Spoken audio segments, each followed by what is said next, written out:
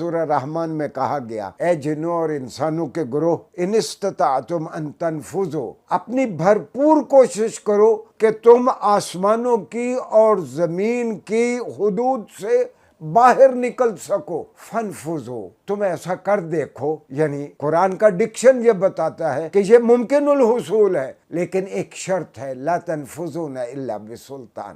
ہاں، یہ تم کر اس وقت سکو گے جب تمہارے پاس علم کی طاقت ہوگی۔ قرآن نے یہاں جو فعل استعمال کیا، نفذ ینفذ، اور اس کے بعد جو صلہ اور حرف جار استعمال کیا، ان تنفذوا من اقطار السماوات، نفذ ینفذ کے بعد من جو استعمال کیا، اس کا نفذ کا مطلب یہ ہے کہ ایک چیز میں داخل ہو کے اس سے آگے نکل جانا۔ تو قرآن کی آیت ہمیں یہ مہمیز دیتی ہے، اگر تم کوشش کرو تو تم زمین اور آسمانوں کی ان حدود سے تم آگے نکل سکتے ہو۔